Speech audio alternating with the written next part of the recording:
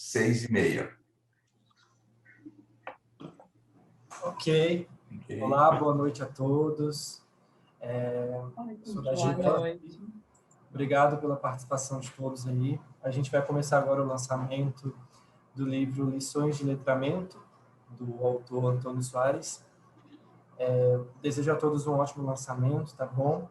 Em breve o departamento comercial vai entrar em contato com cada um para confirmar as informações de envio dos seus exemplares, tá bom? Vai chegar aí na casa de vocês.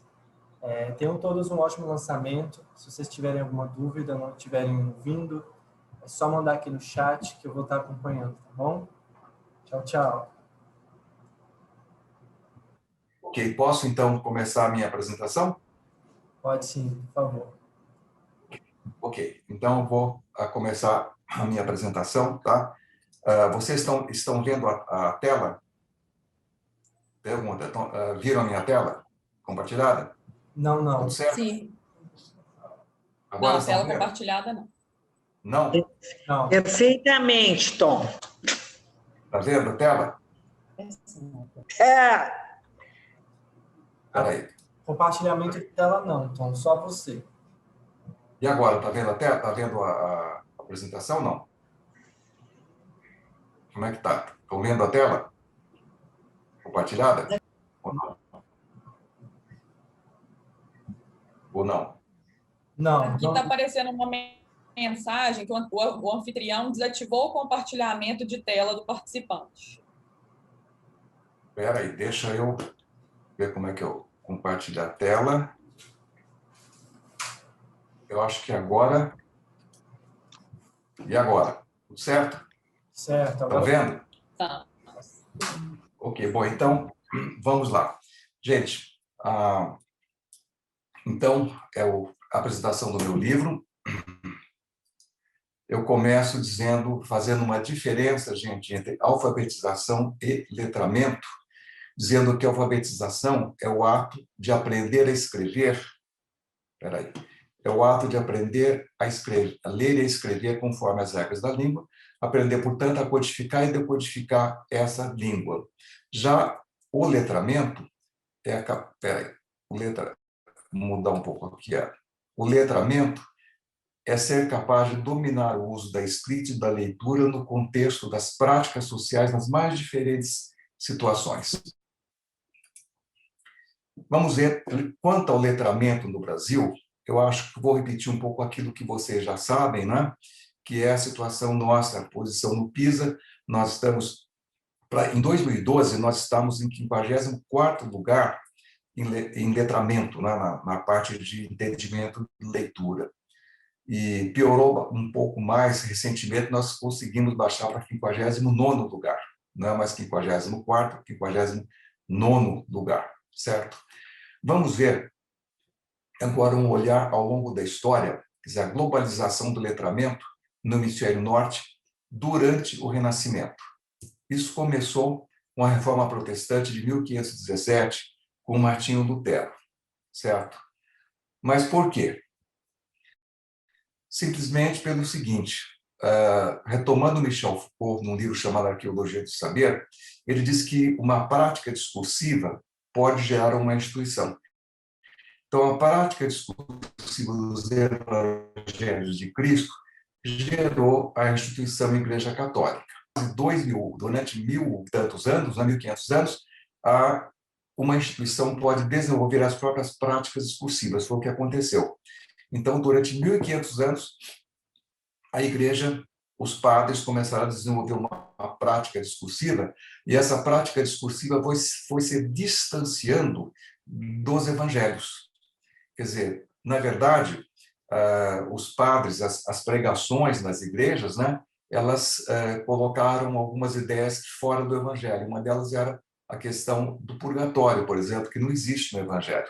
Então, havia a ideia de que as pessoas podiam, vamos supor, morrer um parente seu, então você pode comprar indulgências para ele, o tempo de purgatório, né? Não é só o inferno e o céu, a pessoa fica lá no purgatório, aí você pode pagar uma taxa para a igreja, e aí você, então, tem direito ao seu parente ficar menos tempo, ou você mesmo, futuramente, né? E, então, a venda de indulgências passou a ser uma prática discursiva da igreja para os fiéis comprarem as indulgências, né? Passava, a alma dele passava no tempo do purgatório, essas coisas todas, e essas indulgências passaram a ser vendidas também na Alemanha. E de maneira estranha, né? Quem conta isso é essa autora que escreveu A Marcha da Insensatez, né? E ela conta que chegou um momento, no século XV, final do século XV, em que a igreja vendia indulgência até para pecados futuros. Então, você quer fazer um pecado qualquer, sei lá, decidiu pular cerca, por exemplo, então você já compra previamente uma indulgência, daí, tranquilo, pode fazer o seu pecado sem problema nenhum, que esse tempo já está descontado para você futuramente. É uma coisa maluca, né? Alguns cardeais romanos, é claro, que estavam de acordo com o próprio Martinho Lutero, mas a maioria não estava. Então, o principal ponto de partida para o Martinho Lutero, entre as 95 teses que ele defendeu, estava a leitura e a interpretação da Bíblia, o que significava alfabetização e letramento. Ou seja, porque até aquele momento, quem era alfabetizado e letrado eram apenas os religiosos e eram apenas os nobres. As pessoas comuns não eram letradas nem tinham alfabetização. Então, isso que mudou radicalmente. Além de que, então, as pessoas que eram alfabetizadas na Alemanha não eram apenas alfabetizadas para saber escrever o nome, ler uma notícia, não. Era para ler a Bíblia e entender a Bíblia, certo?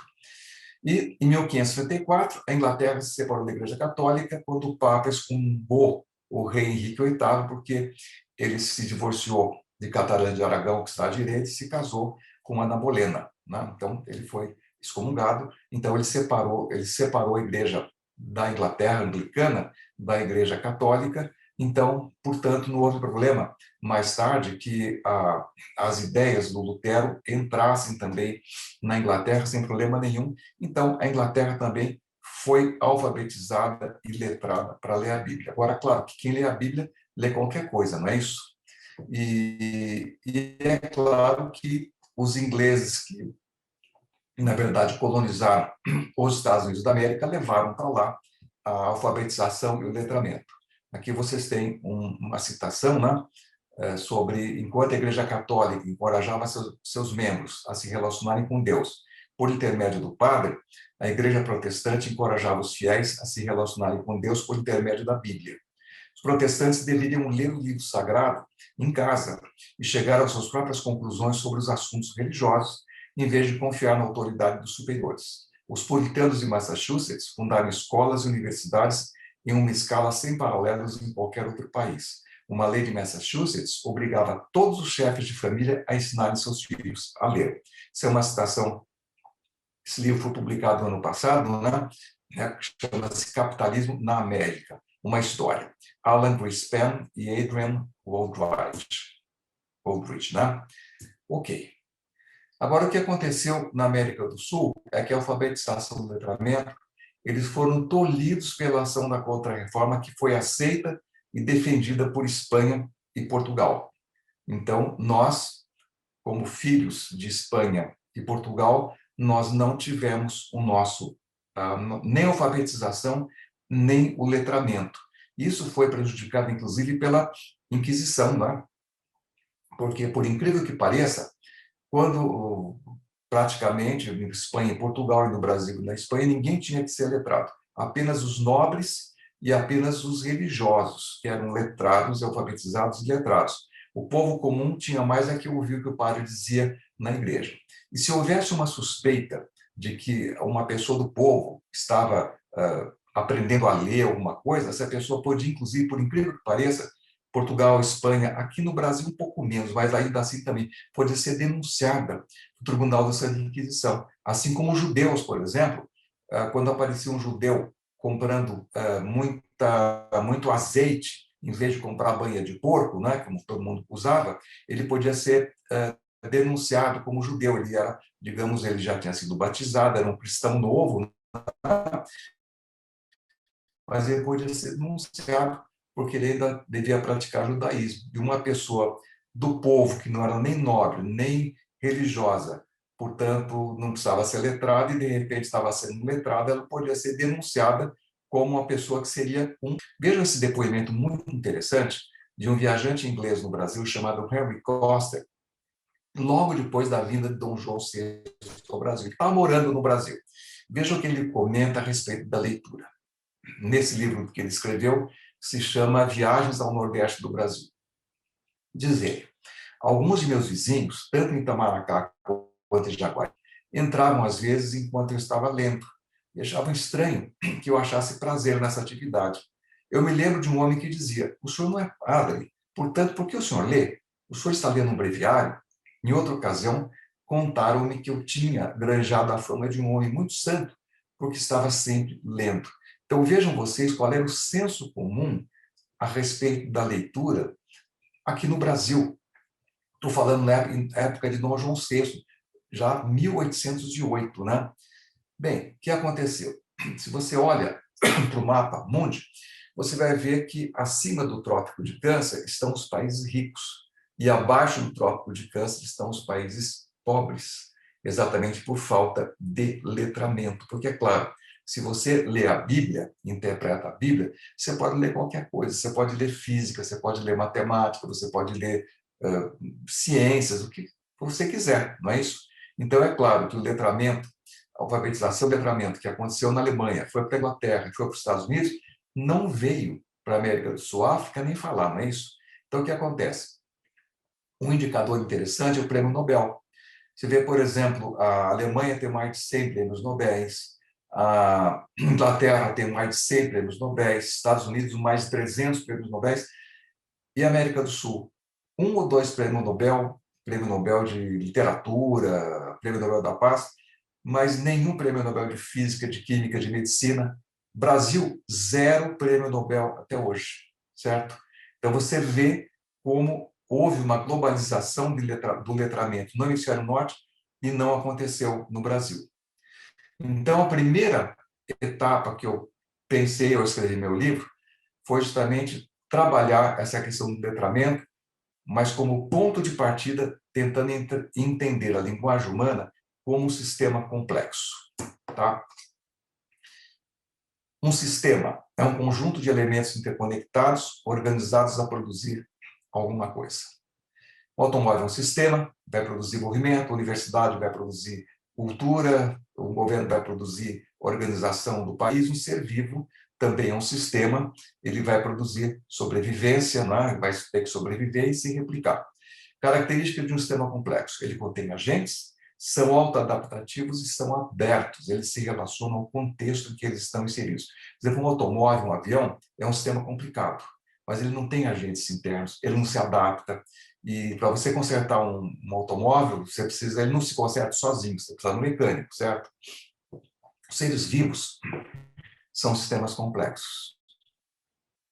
As funções de um sistema vivo, qualquer que seja, desde uma aranha, desde um invertebrado, um vertebrado, são a sua sobrevivência e a perpetuação. Ou seja, vencer a entropia, a segunda lei da termodinâmica. O sistema para sobrevivência é a manutenção da homeostase. Quer dizer, você se alimentar, você comer, você tomar água, não é isso? E o sistema de perpetuação é a replicação dos genes. E aí eu lembro um livro muito interessante, que eu cito até no meu livro, que é O Gênio Egoísta, do Richard Dawkins. Né? Eles são chamados atratores.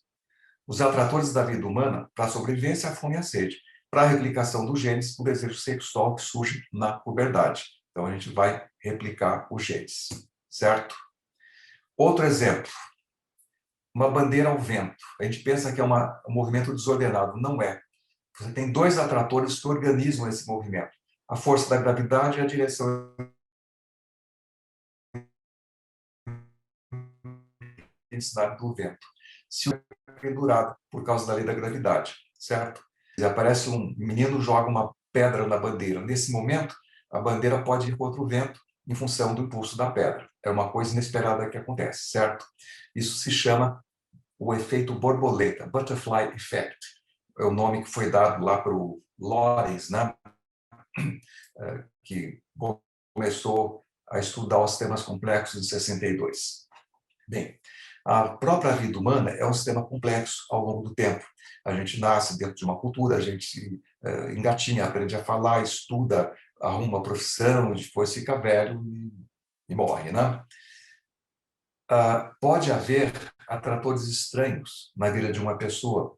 Por exemplo, uma doença ou acidente, perda dos pais na infância, um casamento inesperado, são atratores estranhos que podem produzir o chamado efeito borboleta nas nossas vidas, né?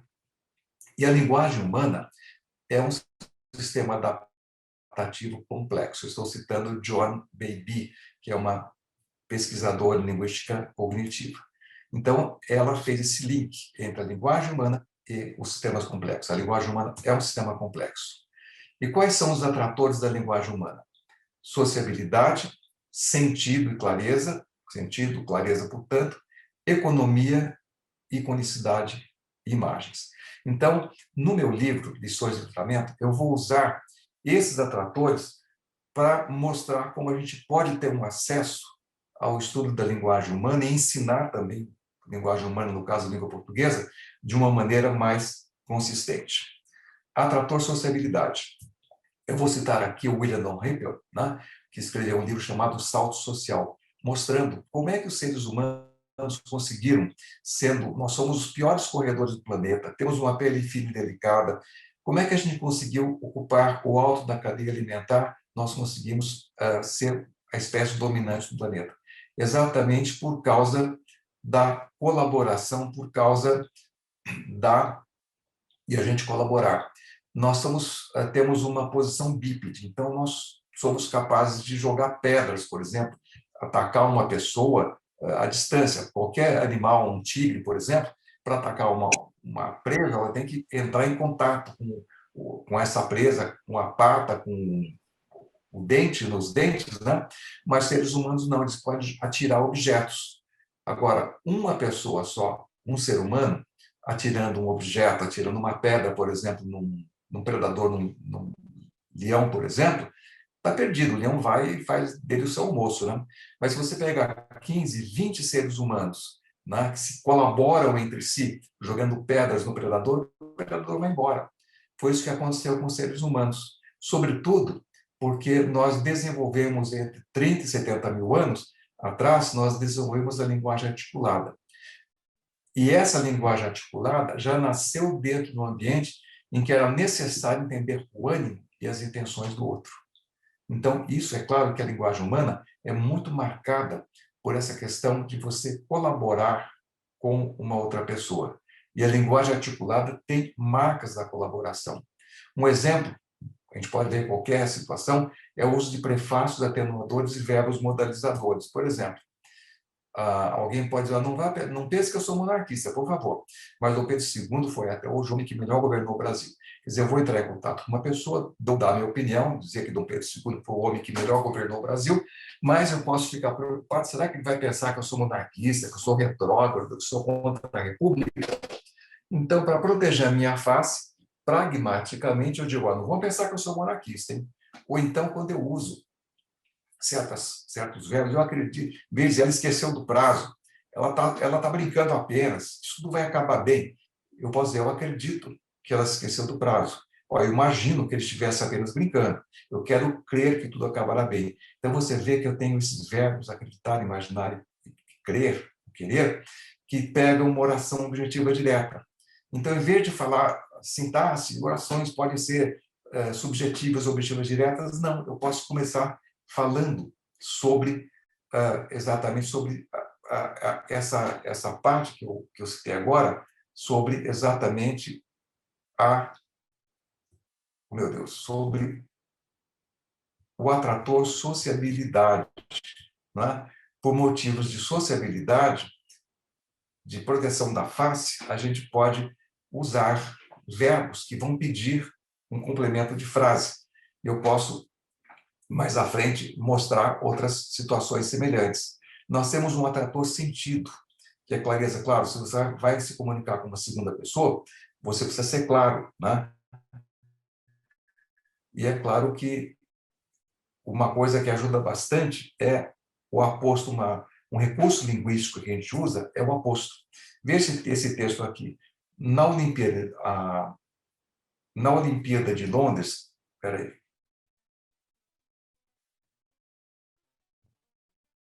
O show de abertura na Olimpíada de Londres foi um exemplo que interpretou Isambard King no Brunel, construtor de pontes, estradas de ferro, túneis e navios a vapor.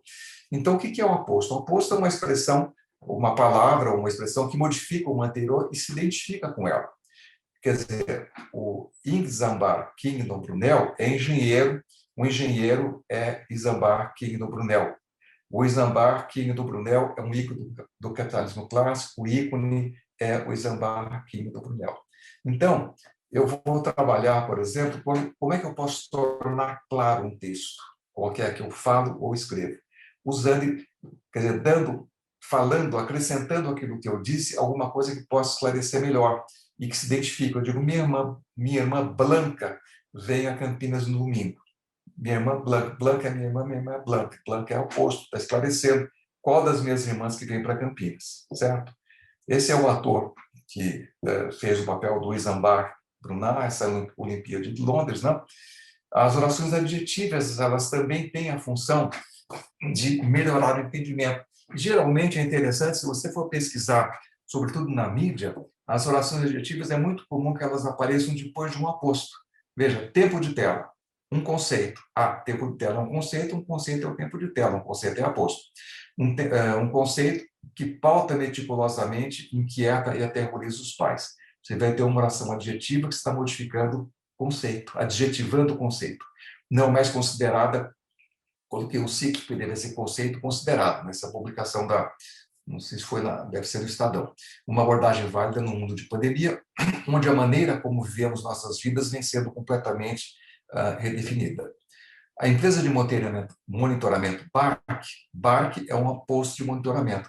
Agora vem um adjetivo, que pais e escolas utilizam para monitorar o uso da internet por mais de 5 milhões de crianças.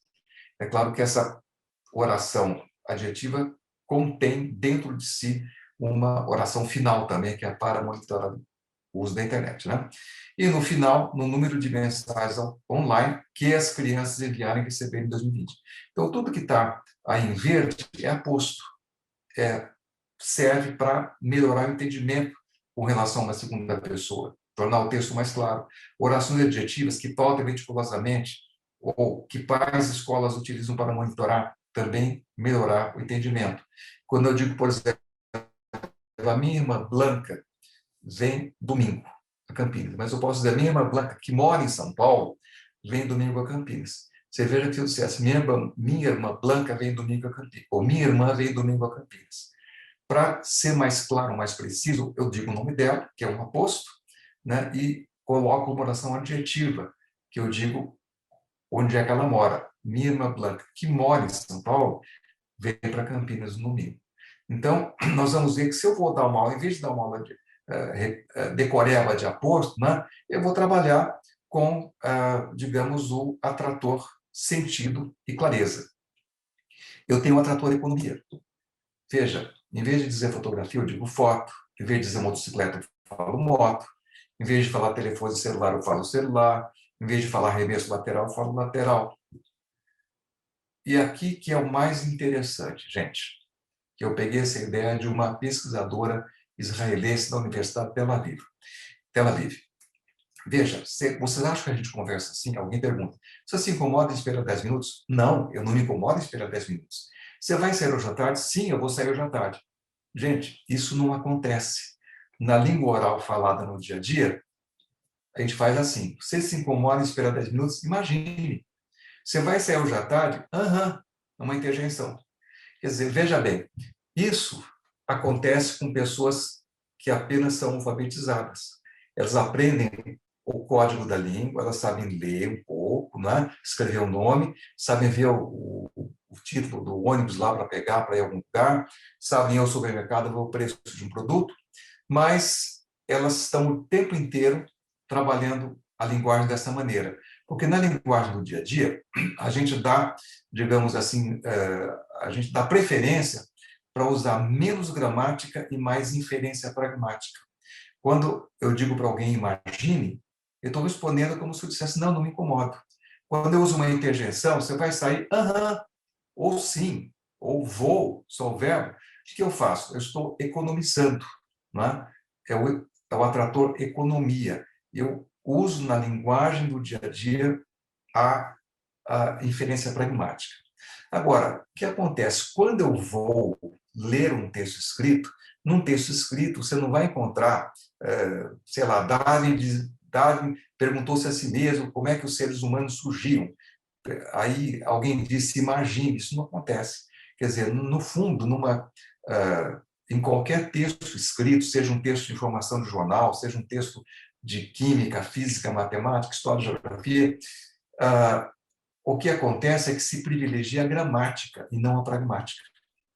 Então, a pessoa que não tem só aprendeu a se alfabetizar, mas não é capaz de entender a gramática de um texto escrito, ela é chamada de analfabeto funcional, que é o que acontece no Brasil. Nós não temos, assim, tantos analfabetos, mas nós temos um monte de analfabetos funcionais que ficam apenas no imagine, aham, é, não é, mas não conseguem entender a gramática do letramento. Então, aqui que aparece a fronteira entre a alfabetização e o letramento. Ou seja, a linguagem escrita privilegia a gramática e não a pragmática da língua oral, certo? Então, esse ponto que eu acho, isso até que ele se chama lições de letramento. O objetivo é pegar uma pessoa alfabetizada, é claro. Como é que um professor vai ensinar língua portuguesa? Ele vai ensinar gramática, a gramática da língua escrita, mas isso é chato, isso é decoreba, ninguém aprende, ninguém gosta. Mas se eu trabalhar de uma maneira diferente, certo? Como resolver esse problema? Por lições de letramento, em que consistem essas lições em desconstruir aquilo que nós conhecemos como gramática, que é a gramática decoreba, e reconstruir de acordo com critérios cognitivos e funcionais, que é o objetivo desse livro. Vou mostrar depois. Um outro atrator é a iconicidade, ou imagem também. Veja, é comum a gente usar no dia a dia, é importante procurar saber o que está por trás disso. Gente, isso é uma imagem. Nós usamos muita linguagem corporificada, né? Se está por trás de alguma coisa, eu não consigo ver. Eu não tenho olho de raio-x. Então, é uma imagem, saber o que está por trás disso. Os planos da Ford no Brasil viraram pó. Você pega, no jornal apareceu essa notícia, né? Depois do que aconteceu, eu fiquei com o pé atrás. Então, você vê 3 trechos comuns usados no dia a dia em que a gente usa a imagem. Saber o que está por trás disso, alguma coisa virou pó, foi por água abaixo, né? A gente usa o tempo inteiro, né? Às vezes a gente nem percebe que a gente usa porque já ficou no passado a imagem. Meus filhos já estão independentes. O Brasil ficou independente em 1822. Por quê? Pendente é pendurado, certo? Antigamente, os nossos antepassados, avós, bisavós, sabiam que pender era pendurar-se, né? E ficar independente, o Brasil não está mais pendurado em Portugal, uma imagem, né? Tanto que existe até uma joia que se chama pendente, tá? Você pega, por exemplo, isso aqui, 100 gramas de uvas passas, 100 gramas de mamão. Ué, por que não pode ser 100 gramas de uva passa e não pode ser 100 gramas de mamões? Porque simplesmente para você ter 100 gramas de uva passa, você precisa de uvas passas. A imagem, certo? Para você ter 100 gramas de mamão, você não precisa ter mais de um mamão. Tradicionalmente, um mamão já dá para vocês os 100 gramas, não é isso? Então, nós vamos ver que as imagens, elas influenciam muito na maneira como nós construímos nossos textos e até como nós produzimos frases gramaticais, certo? E temos também tratores estranhos em português. Por exemplo, a palavra baderna. Não existe em Portugal. Se disser em Portugal alguma coisa, fizer uma baderna, o português não vai saber o que é. Por quê? Essa palavra é o sobrenome de uma artista famosa italiana que esteve no Brasil em 1850, e ela era muito bonita, ela se vestia de uma maneira sensual e cantava e dançava no Teatro São Pedro de Alcântara, no Rio de Janeiro, e os jovens, chamava Maria Baderna, os jovens iam ao teatro para ver vê-la. E daí a censura local achou que era melhor que ela não ficasse na linha do coro, fosse mais para trás, que ela se apresentasse muito rapidamente, não mais tempo. E os rapazes começaram, que iam lá para vê-la, começaram a fazer bagunça, a reclamar, falar em voz alta, tudo. E a ação desses rapazes com relação à proibição da censura da Marieta Baderna fez com que a palavra, o sobrenome dela, Baderna, viesse a nomear bagunça, complicação, essa coisa toda. Quer dizer, é um atrator estranho. Um outro atrator estranho, na língua portuguesa, foi o surgimento do pronome você. Vou fazer uma citação rápida, né, de um trabalho científico publicado na revista Alfa em 2013. No tratamento nominal abstrato, vossa mercê, nos termos de Koch, herdou o caráter indireto, por isso seria menos invasivo, menos ameaçante ao interlocutor, e dessa forma funcionou como estratégia preferida pelas mulheres da sociedade brasileira do século XIX, para substituir o tu. Isso depois é uma citação apenas, mas, na verdade, é um estudo que mostra, sobretudo as mulheres paulistas, começaram a substituir o tu por você. Por quê? Porque esse você ainda tinha o significado de vossa mercê, que era um maior distanciamento. Então, as mulheres, sobretudo as mulheres casadas, elas usavam tu para o marido, para os filhos. Ah, tu vais sair, tu vais ficar, tu queres um café, né? Assim por diante. Mas uma pessoa estranha não podia ser chamada por tu, porque era muito, sabe, muito íntimo, né? Então as mulheres preferiam chamar um amigo do marido que viesse visitar você e não tu. Há um estudo interessante, além desse que está aí da revista Alfa, sobre a correspondência das mulheres que elas faziam com as revistas femininas da época, a revista Mundo das Moças, ou revista, não me lembro agora o nome, revistas femininas da época, elas também usavam você. E esse você passou a ser usado também mais à frente por homens. Dom Pedro II, por exemplo, tem uma vasta correspondência dele com a suposta amante dele, que era a Condessa de Barral, né? E a Condessa de Barral tratava Dom Pedro II por você e não por tu, apesar de, hipoteticamente, ser amante dele, né? Mas ele também, de volta, tratava nas cartas a Condessa de Barral como você. Então, veja, que uma coisa que não se esperava, por uma questão puramente de sociabilidade paulista, as mulheres querendo proteger a sua face, querendo manter os homens à distância, né? Pelo menos socialmente, usava-se você, que era um pouco mais de distância, de vossa mercê, e não tu, que era muito íntimo, né? Isso causou problemas até hoje. Veja, peguei esse meme aqui publicado Semana Santa vem aí. Se você não sabe ressuscitar, evite aglomeração. Fica quieto.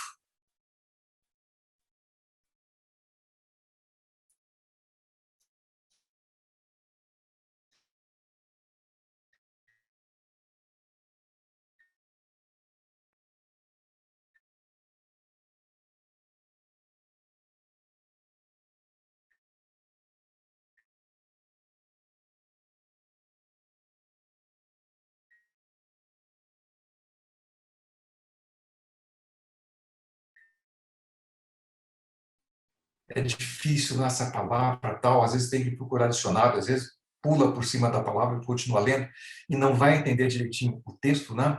Um dos maiores problemas é justamente o vocabulário diminuído que as palavras têm. Há um trabalho que foi publicado pela UFSCar, a questão de 2 anos, foram feitas pesquisas em laboratório com ressonância magnética. Quando a pessoa entende a palavra, ela lê o texto mais rápido. E quando a pessoa sabe a formação da palavra, vamos supor, desconsiderar, se a pessoa consegue enxergar a palavra considerar dentro de desconsiderar, ela é mais rápida para ler. Em milissegundos acontece aquela região do cérebro que processa a leitura, é mais rápida. Então, por causa disso, procurar conforto cognitivo para fazer as pessoas passarem da alfabetização ao letramento, eu tenho um capítulo inteiro em que eu falo do léxico. E eu mostro que as palavras não são etiquetas, que nós somos os seres nas coisas, que são interpretações que nós fazemos da nossa percepção dos seres e das coisas. tanto do mundo físico quanto psicológico, em um determinado momento histórico e cultural. Quer dizer, você, no momento histórico e cultural do século passado, por exemplo, final do século XIX, significava um maior distanciamento. Hoje, não. Eu falo você para qualquer pessoa da rua, né? Não significa distanciamento, tá? E, por exemplo, as palavras mudas, cérebro eletrônico, era usado até década de 50 e 60, depois passou a ser usada a palavra computador, não é isso? O atrator economia faz com que, em vez de criar novas palavras, todas as línguas do mundo aproveitem palavras existentes, usando processos de composição e derivação. Então, nós temos sofá-cama, cirurgião dentista, soldado cidadão, na derivação a mais cômodo, mais a, dá acomodar, desfazer, cuidado mais oso, dá cuidadoso, e assim por diante. Então, eu trabalho um pouco processo de composição e derivação de palavras. Por exemplo, nós precisamos levar a cabo esse trabalho. Ela voltou ao cabo de 2 horas. Ele é cabalmente culpado. Mas por que levar a cabo? Significa terminar um trabalho? Por que voltou ao cabo de 2 horas significa ao fim de 2 horas? Ele é cabalmente culpado significa que ele é finalmente culpado. Não é? Simplesmente porque o verbo acabar, precisamos acabar esse trabalho. Acabar é formado, é uma palavra derivada de a mais cabo mais a. Por quê? Lembra do trator imagem, unicidade? Foi daí que surgiu acabar. Na Idade Média, nas guildas medievais, a última coisa que se fazia quando se terminava uma ferramenta, fosse um machado, uma espada, uma enxada, era colocar o cabo. Então, essa imagem de colocar o cabo passou dessa imagem, em vez de finalizar, né, passou-se a usar a palavra acabar, colocar o cabo. Então, por isso, você consegue agora perceber a sinonímia entre acabar, levar a cabo, voltou ao cabo de 2 horas, ele é cabalmente culpado. Deu para perceber? É a imagem de colocar o cabo, que é uma linguagem figurada, surgiu nas guildas medievais, que até hoje usamos com o verbo acabar, mas pouca gente sabe que acabar tem a palavra cabo dentro dela, certo? Uma outra coisa que eu procuro fazer é mostrar a questão dos elementos formadores das palavras. Você pega per, esse prefixo, significa completamente. Né? Você pega em química, perclorato de alguma coisa, significa uma solução completamente saturada de clorato. Perfeito significa feito completamente. Percorrer significa correr completamente. Pernoitar, passar a noite toda. Perfurar, furar completamente. Furar, você pode furar uma parede, mas perfurar, sai do outro lado, né? Perdoar, doar completamente, gente. Completamente, doar-se completamente ao outro, esse é o significado original. Quando você perdoa alguém, você se doa completamente a essa pessoa, certo? Então, é muito interessante você começar a trabalhar com lições, em lições de letramento, você começar a trabalhar a formação de palavras, não para decoreba, mas para mostrar, dar conforto cognitivo para que as pessoas alfabetizadas possam passar ao letramento. Quando ela for ler, ela vai ter mais vocabulário, vai saber formação de palavras e as coisas ficam mais simples. Você pega batom, mas você aplica também, batom significa tanto o dispositivo com o qual você pinta os lábios. Se disser seu batom está manchado, é claro que você não vai procurar na sua bolsa o lipstick, você vai procurar um espelho, não é isso? Como vista é o olho, mas a gente usa vista para aquilo que a gente vê. Isso significa que isso acontece. É o trator economia. Eu acabei de escrever um artigo sobre percepção naquilo que você percebe, né? Chama-se IPALAS, né? E é um processo, isso se deve ao atrator economia. Você vai falar, nossa, o perfume está gostoso hoje, está muito bom o seu perfume. Não é o perfume que está na sua bolsa, é o perfume que você passou em alguma parte do corpo, né? A gente usa para os dois, tá vendo? É uma economia. Assim como a gente economiza na linguagem, fazendo derivação, composição, a gente também economiza usando esse processo, tá? Isso eu coloco no meu livro também, no estudo do vocabulário. Segunda tarefa para o letramento. trabalhar com categorização, o outro ator economia. Veja, nós temos uma categorização que a gente chama de categorização horizontal. Então, tem o cão, pode ser um policial, um golden retriever ou um basset. Mas se eu subir um degrau, eu posso ir para mamífero, eu vejo que o ser humano é mamífero, um cachorro é mamífero e uma baleia é mamífero. Então, eu generalizei. E eu procuro fazer isso para trabalhar gramática no pensamento. Por quê? Porque as nossas gramáticas, elas são todas elas, quando trabalham com categorização, é só com essa categorização horizontal e não com a vertical. Isso torna o fato de você estudar gramática um trabalho muito de decoreba e não de entendimento. Uma aplicação. Nós temos uma regra geral em português que preposição é barreira para concordância. Eu digo, a mesa de madeira, plural é mesas de madeira. Ah, eu vi uma sala de jantar hoje. Ah, eu vi 2 salas de jantar. Ninguém vai dizer que viu 2 salas de jantares, né, gente? Como ninguém vai dizer, olha, eu tenho na minha sala, eu tenho 2 mesas de madeiras. Isso não existe. A preposição de bloqueia a passagem do plural de mesas para madeira. Isso faz parte da nossa competência do uso da língua no dia a dia. Então, eu posso mostrar uma aplicação disso no plural de palavras compostas, né? Eu tenho pão de mel, plural é pães de mel e não pães de méis, né, gente? Por quê? Claro, se eu não tenho preposição, eu digo, por exemplo, sofá-cama, é sofás-camas. Mas se eu tenho pão de mel, é pães de mel. E às vezes, veja, sofá-cama sai sofás-camas. Mas se eu tenho salário-família, é salários-família. Por quê? Porque eu tenho implícita uma preposição. Salário-família é um salário para a família, né? Um sofá-cama é um sofá e é uma cama. O nexo é coordenação, não subordinação. Mas um salário-família não é um salário que é uma família, é um salário para a família. Assim como, por exemplo, ticket alimentação. Plural tickets alimentação e não tickets alimentações, porque é uma preposição implícita aí. É um ticket para alimentação, não é um ticket que é alimentação, senão você comia o ticket, certo? Plural de palavras que significam cor. Se a cor é um adjetivo, blusas vermelhas, verdes, amarelas. Mas, se o nome de cor é um substantivo, ele não varia. Blusas rosa, blusas cinza, blusas creme. Por quê? Por causa da preposição implícita. Uma blusa rosa é uma blusa cor-de-rosa, certo? Então, o de cor-de-rosa bloqueia a passagem da concordância, certo? Adjetivos compostos, a gente aprende que só o segundo elemento que varia, né? Digo assim, blusas verde claras, olhos azul claros. Mas, se o nome de cor composta for um substantivo, eu não posso variar. Então, blusas verde claras, mas blusas verde garrafa, porque é verde cor de garrafa, a preposição. Então, você veja que eu pego uma regra geral, que é a preposição como barreira, eu aplico. Eu posso explicar o plural de substantivos compostos, eu posso explicar plural com nome de cor quando for substantivo, plural de adjetivos compostos, e posso explicar também infinitivo flexionado, gente. Eles saíram para comprar pão. Ninguém vai dizer eles saíram para comprarem pão, certo? Porque olha o para aí, preposição. Bloqueia a passagem do plural de saíram para comprar. Esses livros são fáceis de ler e não fáceis de lerem.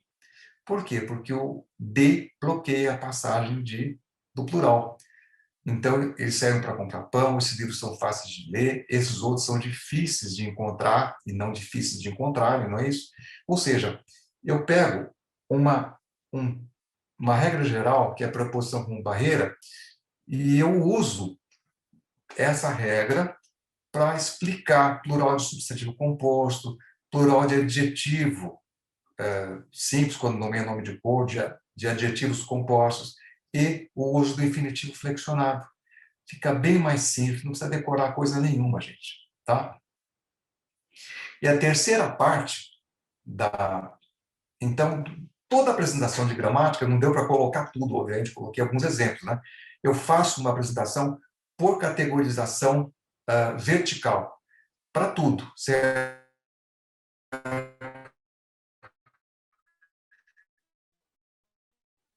E em termos funcionais. assim que eu faço a apresentação da gramática, as orações adjetivas, eu apresento como o atrator. Eu trago orientações para interpretar e escrever um texto com clareza e design, com estilo, né? Então, texto, por exemplo, como proposta de construção de sentido, que é o ponto básico, né? Nenhum texto é apenas para você decodificar, não está pronto. O texto fica pronto, o sentido do texto acontece quando você faz um pareamento entre a sua memória de longo prazo e aquilo que está escrito, certo? Se eu pego um texto, põe uma roupa quente para sair. É claro que eu faço um pareamento entre o meu conhecimento prévio do mundo, e eu sei que se eu puser uma blusa de seda perto de uma blusa de lã, a temperatura é a mesma, gente.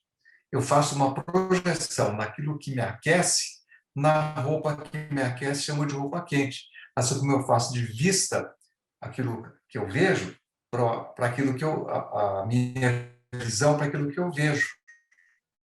O batom, o dispositivo que eu uso, para o batom na boca da pessoa, né? Não é a roupa que é quente, porque é a roupa que me aquece, mas eu projeto o aquecimento da roupa, o meu aquecimento para mim, na roupa que me aquece.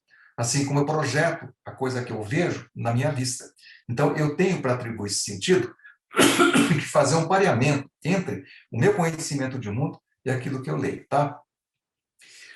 Priorizar construções com agentes, mesmo que não sejam humanos. Eu mostro porque nós temos necessidade de ver agentes, isso é psicológico, né? Veja se eu tivesse esse texto. A estimativa, como é que é aqui? Deixa eu ver.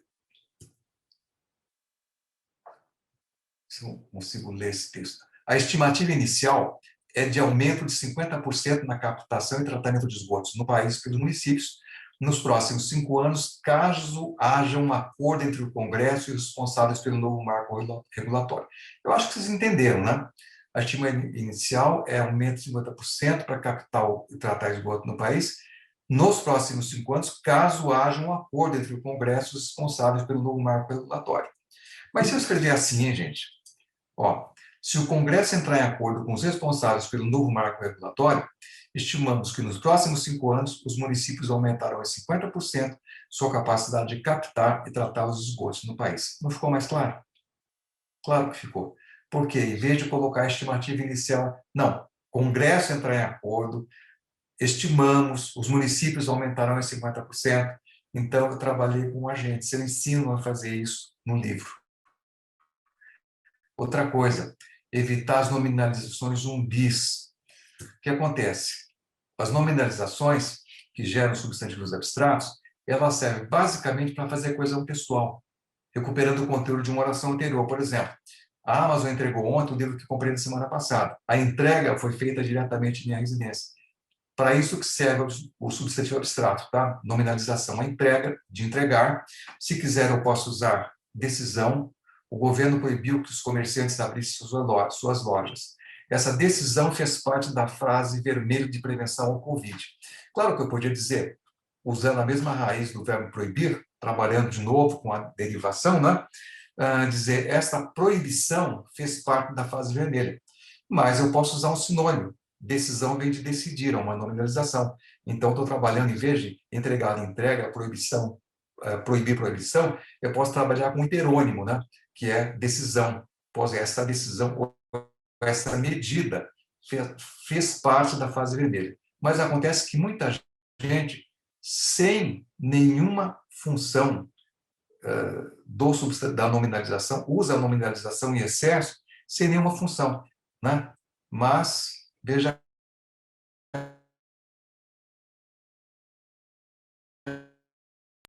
aqui, numa análise mais manutenção da prisão em flagrante. Isso por quê? Que essa somente pode ocorrer ante o cometimento de crime inafiançável pelo parlamentar. Gente, veja, temos aí um zumbizinho.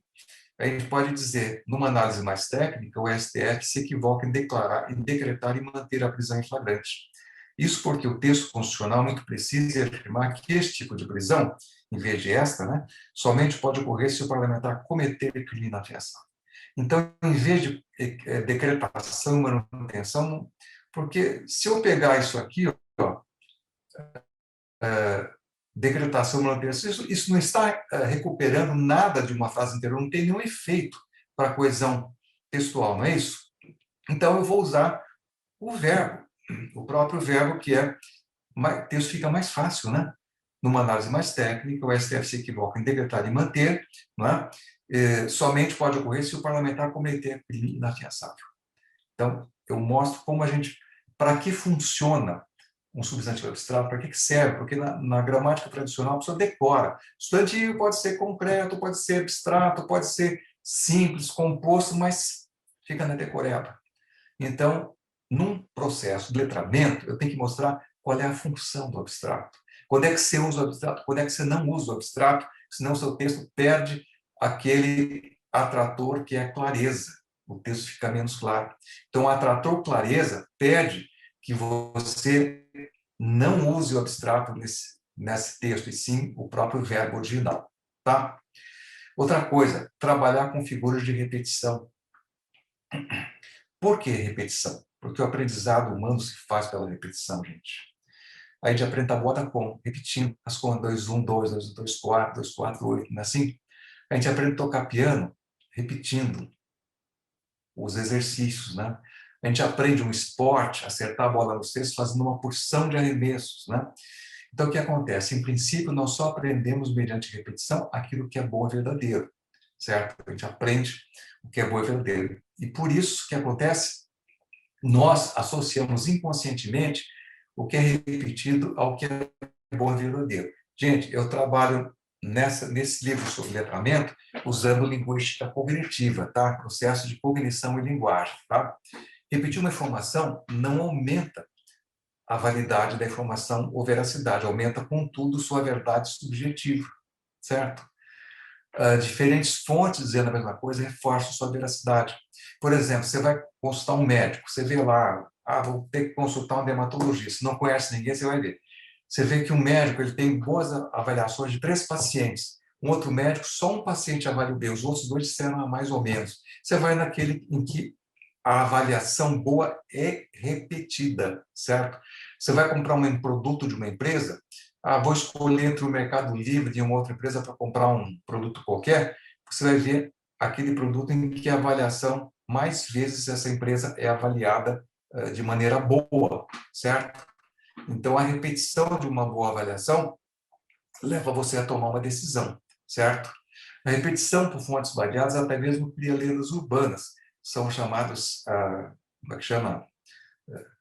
Coisas que a gente acredita que não são verdadeiras, de que a Grande Muralha da China pode ser vista da Lua. Bobagem, não pode. Ninguém consegue ver a muralha da China, nem sequer da estação espacial, tá certo? Mas é tão repetida que a gente acaba achando que é verdade, tá? Nós achamos mais verdadeiros, por exemplo, os provérbios com rima, que repete o final de uma palavra.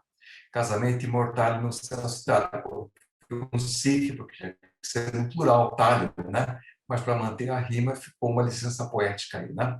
Casamento imortal no céu cidade. De médico, de louco, todo mundo tem um pouco. Escreveu, não leu, o pau comeu. Figuras retóricas de repetição. Elas são baseadas nesse princípio cognitivo, né? Diácope, que quando você repete 2 palavras, no meio das 2 repetições, você insere uma palavra diferente, né? Como é clássico, né? My name is Bond. Bond. Bond. Bond. Bond. Bond. James James Bond. Bond. To be or not to be, isso é uma diácope clássica, né? Repetição. Manhã tão bonita, manhã, na vida uma nova canção. Então você viu, manhã tão bonita, manhã. Bond, James Bond. Né? A gente usa sair cedo, você vai sair cedo hoje, né? Café, eu preciso comprar café. A gente repete, muitas vezes no dia a dia, a gente chama isso de tropicalização. Nós temos a repetição triádica, liberdade, bondade, fraternidade, Pai, Filho e Espírito Santo, vim, vive em si, Prometo dizer a verdade, somente a verdade, nada mais que a verdade. Por quê? Sabe por quê?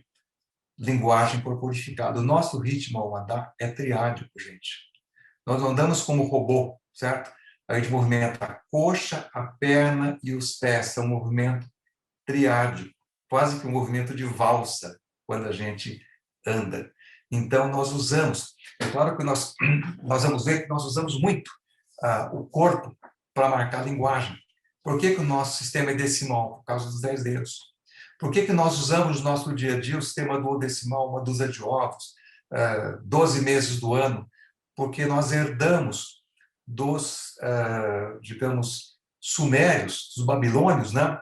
A contagem por 12. Você conta assim, as falanges: 1, 2, 3, 4, 5, 6, 7, 8, 9, 10, 11, 12. Na outra mão você marca 12. De novo, 1, 2, 3, 4, 5, 6, 7, 8, 9, 10, 12, mais 12. 5 vezes 12, 60, você tem a hora, certo? Então, você tem as 12 tribos de Israel, você tem os 12 apóstolos, né? A dúzia de ovos, etc. Tudo isso tem origem nos dedos, na maneira como se conta, né? Pega números romanos. Até o 4 você tinha os pauzinhos, né? O 5, romano V, é este V que você faz entre o indicador e o polegar, não é isso? E o 10, que é um X, para você ver os 10 dedos, você cruza as mãos, você tem 5 mais 5, 10. Olha o X do 10 romano, certo? Ou seja, tradicionalmente nós usamos o corpo para tudo, como medida. Você vai medir, os americanos usam, né? Os ingleses, né? Avião a 20 mil pés de altura, né? Polegar, triádico, nosso andar, também para criar expressões de repetição triádica, gente. Vejam o discurso do general de Gaulle aos franceses, na BBC de Londres, em 18. A gente está terminando, viu? Não vou ficar muito tempo. Tá? O discurso que é considerado um dos discursos mais importantes da mecânica terrestre e aérea do inimigo, 3 vezes. Muito mais que o seu número são os tanques, os aviões e a tática dos alemães que nos fazem recuar. Foram os tanques, os aviões, a tática dos alemães que surpreenderam os nossos chefes ao ponto de os levarem onde estão hoje. Mas está dita a última palavra? Deverá a esperança desaparecer? Será a derrota definitiva? Veja 3 frases repetidas. Não. Acredita em mim, que vos falo com conhecimento de causa, e vos digo que nada está perdido para a França. Os mesmos meios que nos venceram podem num dia dar-nos a vitória.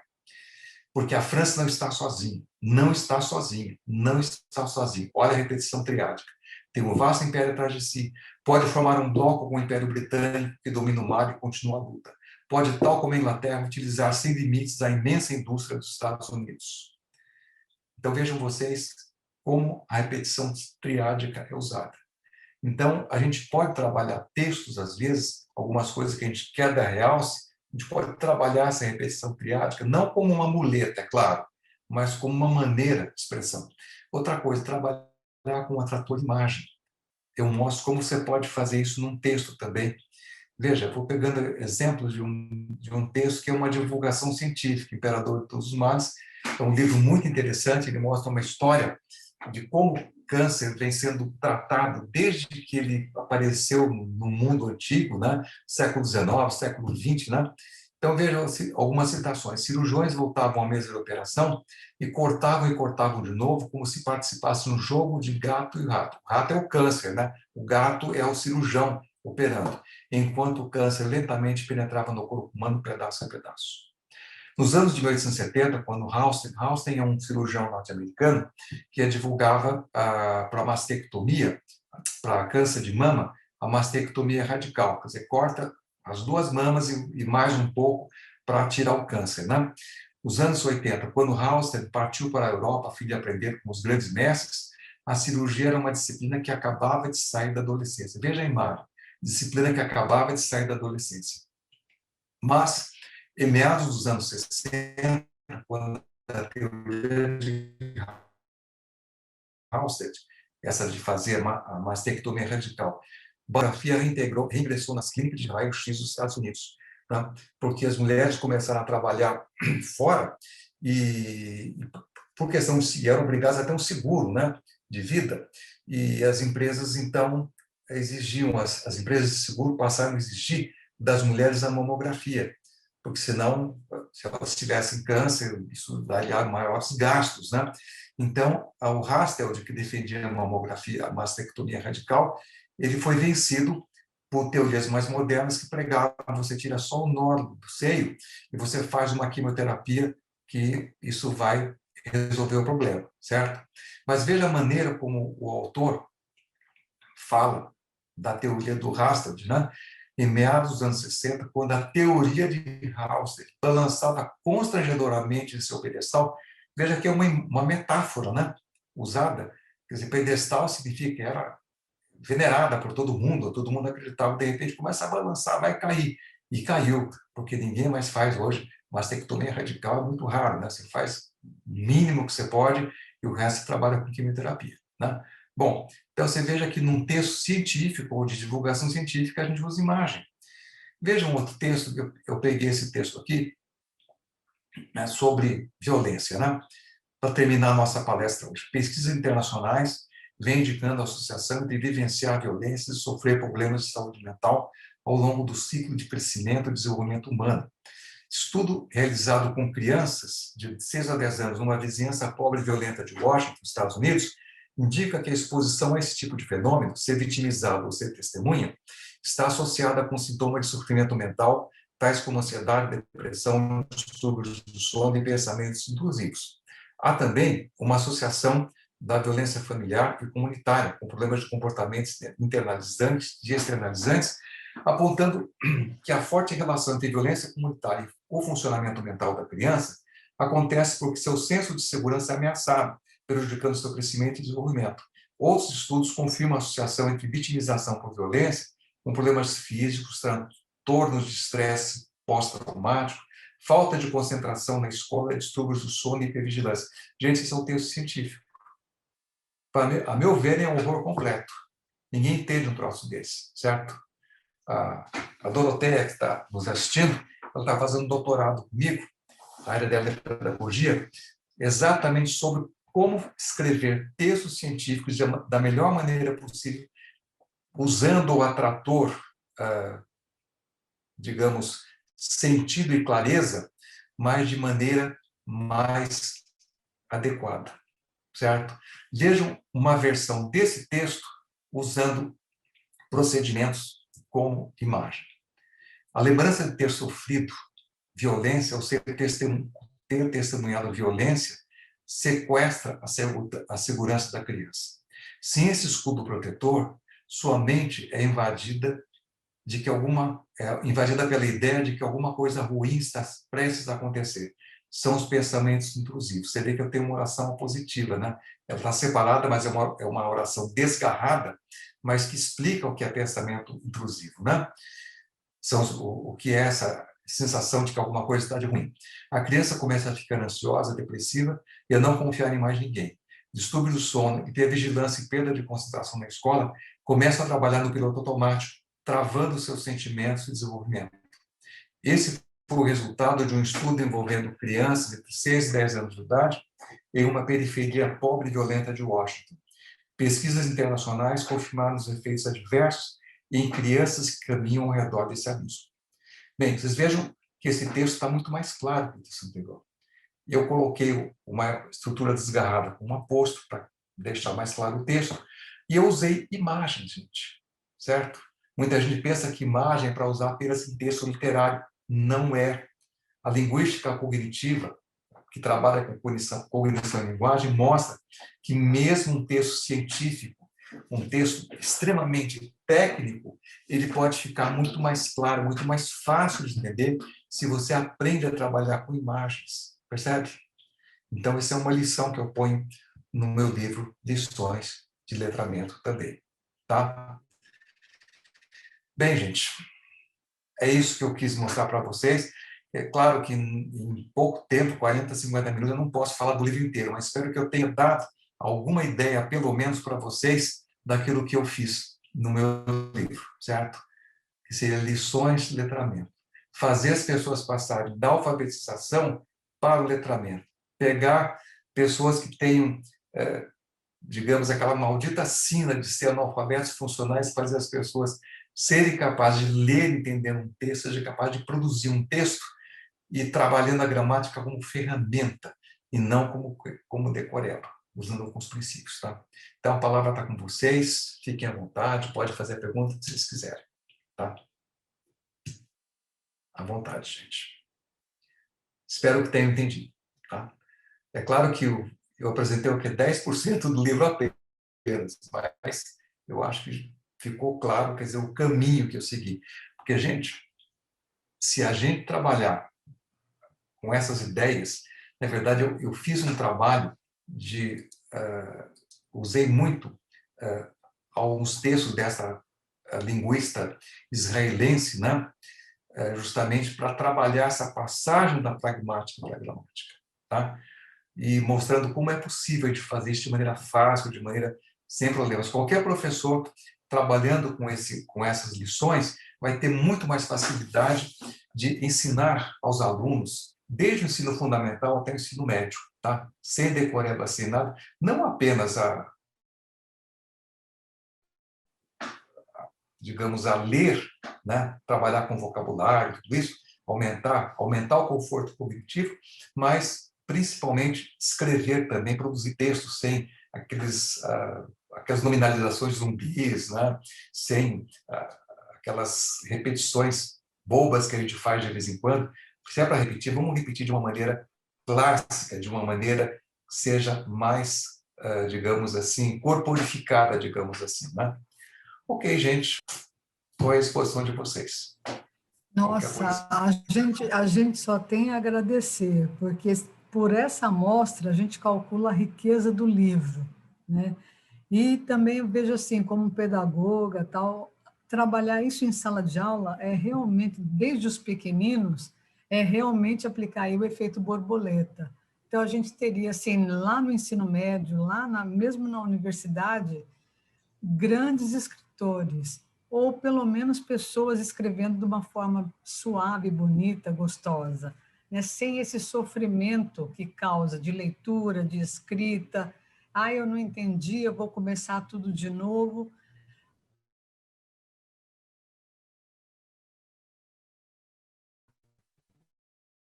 A simplicidade e a clareza são fundamentais. Eu que agradeço. Bom, parabéns, que adorei eu te ouvir. Sabe assim, o que eu posso falar do que eu lembro, assim, que eu sempre aprendi muito com você, eu, assim, trabalho, você sabe, né, que eu sou tradutora, intérprete, trabalho redigindo textos, não meus, digamos, né, mas eu acabo redigindo textos de outros em outro idioma, mas eu sempre, na revisão das minhas traduções, lembro muito desses seus ensinamentos, né? Como que eu posso fazer para não repetir termos que, de repente, no texto original não estavam tão bem colocados? Então, eu faço essas adaptações, eu muitas vezes percebo que eu consigo melhorar até o texto original, utilizando todos esses seus ensinamentos, né, de como que você pode fazer uma melhor coerência textual, coesão textual,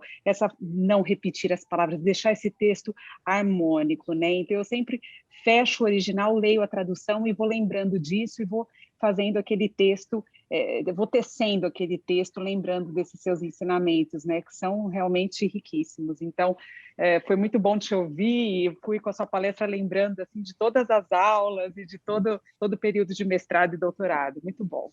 Parabéns. Obrigado, obrigado. Alguém quer fazer alguma pergunta, alguma dúvida? Não, eu quero mais uma vez, Tom, dizer que todas as vezes que a gente te ouve, né? Eu também fui tua orientanda de doutorado na Unesp, e toda vez que eu te ouço, parece que a gente está lá naquela sala ali, ouvindo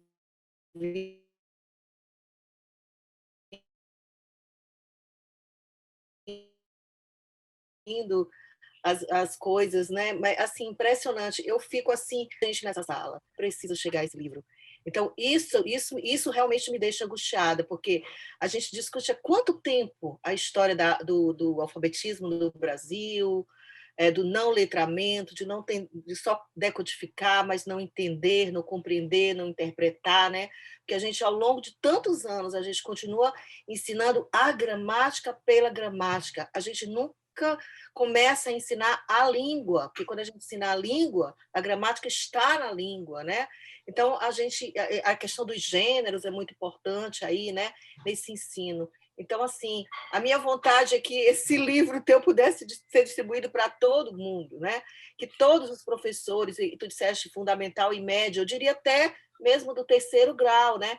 Eu lembro que quando eu começo uma aula minha na pós-graduação, eu sempre começo com aquele teu texto, como escrever um texto acadêmico, né? Falando da simplicidade. Então, assim, eu acho tão interessante como os teus textos, os teus livros, que eu, graças a Deus, tenho o privilégio de ter todos, eles vão se encaixando e vão dizendo sempre a mesma coisa de uma maneira gostosa, diferente e eu acho que prática, que a gente precisa de coisas práticas. E esses lições de letramento é uma prova dessa praticidade, de como é que tu explicas de uma maneira que não tem como não prender atenção e não tem como o aluno não entenda. Então, assim, eu realmente sou suspeita porque todo mundo que me conhece sabe que eu falo de você, mas não, assim, eu falo porque é o que eu penso e é o que eu acho sobre todas as suas obras e a sua competência. Parabéns e agradeço por poder ter estado aqui mais uma vez te ouvindo. Que bom, imagina, a Marisa é de São Luís do Maranhão. Ela é ludovicense, certo? Acertei? Ludovicense, da Gema. Isso. É isso. Obrigado, Marice. Nada. Mais alguém? Olha como... Oi, Luísa, como cresceu sua filha? Que beleza, parabéns. Muito bacana, viu? Que bom. Regina Márcia, quer falar alguma coisa, alguma pergunta? Então, eu gostaria de dizer para você, Tom, que você sabe, eu não sou da sua área, né? Mas como antropóloga, sempre essa questão da linguagem, né? Sempre para mim foi muito importante. Eu trabalhava muito na universidade com esse tema, com os meus alunos, né? O desenvolvimento da linguagem na espécie Homo sapiens, etc. Tal. Mas o que eu queria cumprimentá-lo agora é porque estou achando isto importantíssimo que você está apresentando. Por quê? Porque você começa pelas próprias dissertações de mestrado e doutorado na universidade, que muitas vezes são horríveis de se ler, entendeu? As pessoas muitas vezes de várias áreas, não conseguem se expressar, ficam 5 anos em pesquisa e na hora que vão escrever aquilo que pesquisaram, a coisa é terrível.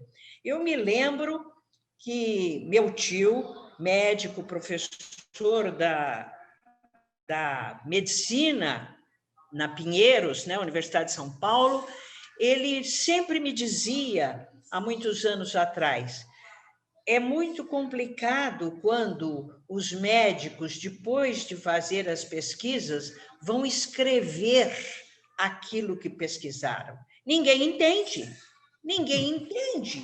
É terrível fazer um médico escrever, entendeu? E apresentar aquilo que ele pesquisou. Então, eu acho, concordo com a Marise, né, que falou antes de mim, que eu gostaria que este livro fosse para todo mundo, para todos os profissionais, né? Da área, de todas as áreas, porque realmente as pessoas escrevem muito mal. Eu, muitas vezes,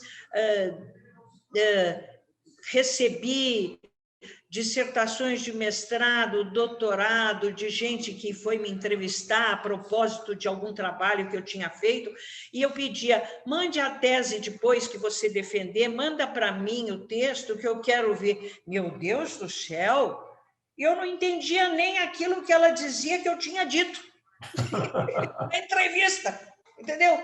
Eu não conseguia entender aquilo que ela dizia que eu tinha dito na entrevista que ela havia feito comigo.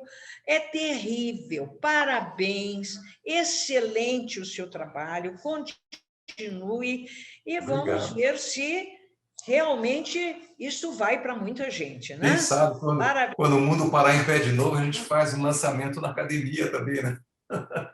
Então, vamos ver se a gente, quando voltarmos para a nossa academia, os nossos encontros lá são tão agradáveis, você possa fazer isso que você acabou de fazer online agora, fazer presencialmente lá na academia, né? E podemos convidar outras academias da região de Campinas, outras pessoas, para a gente realmente fazer isso crescer. Parabéns. Obrigado. Eu queria agradecer a Ângela, que está aqui também. Tudo bom com você? Como é que vão os filhos por aí? Tudo em paz? Tranquilo?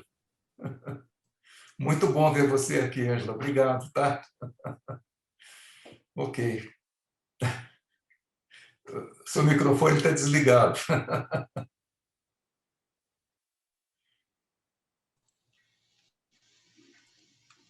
Parabéns. Eu queria te cumprimentar, né? Te dar os parabéns, e que foi muito bom participar desse grupo, né? Eu sou de Belo Horizonte, e você, como sempre, né? Sensacional. E eu vou divulgar aqui seu livro, espero que... Eu também trabalhei em educação, e vou divulgar, e espero, como a Regina falou, né? Que muitas pessoas, né, possam fazer uso do seu livro. Sensacional, parabéns. Obrigado, Ângela. Tudo de bom. Ok. Bom, agora eu vejo que a Márcia também está por aí, Graziela. Se alguém quiser conversar, também à vontade, ou outras pessoas que às vezes estão presentes, mas não aparecem na tela, né? De qualquer forma, eu passo a palavra, então, para o Fábio, que nos está acompanhando aqui. Oi, Márcia, você está boa? Seu microfone está desligado. Pronto. Então, parabéns pelo livro. E eu senti, como acho que a Marise falou, que eu recordo as suas aulas, o que você falou, e eu não me esqueci de tudo aquilo que você passou, dos seus ensinamentos.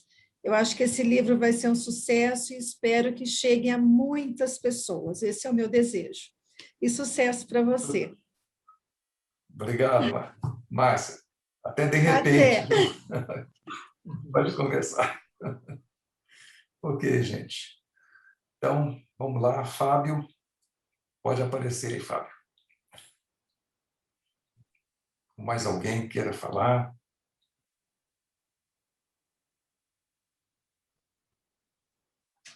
Deixa eu ver se eu...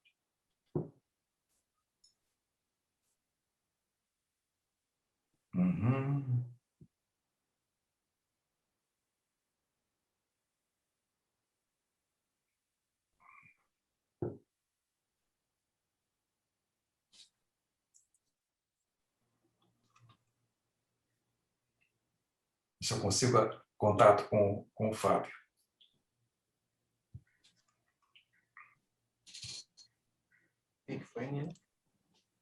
Oi, Fábio, tudo bom? Então, tudo bem. Você precisa aparecer aqui agora no grupo, né?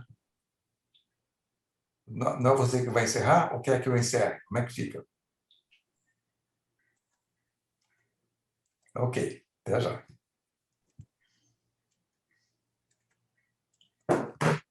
Pronto, ele vai aparecer agora.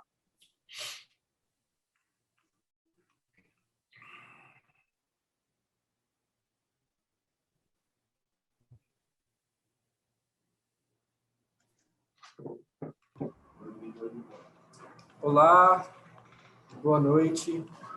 Desculpa aí a demora. Parabéns, Antônio. Fico feliz pelo seu lançamento. Vou falar aqui para o pessoal que o departamento comercial vai entrar em contato para mandar o código de rastreio, e a gente está torcendo aqui que em breve já vai chegar os exemplares na casa de vocês, tá bom? Muito obrigado a todos pela presença. É isso, tenham todos uma ótima noite, tá bom? Tchau, Antônio. Tchau, boa noite para todos vocês, tudo de bom. e até qualquer momento que a gente possa se ver pessoalmente. Esperamos que a vacina funcione e que logo, logo as coisas estejam em paz. Tá? Tudo de bom, obrigado mais uma vez. E até de repente. Tchau, Ângela. Ângela. Foi um prazer conhecer vocês. Igualmente. Tchau, tchau.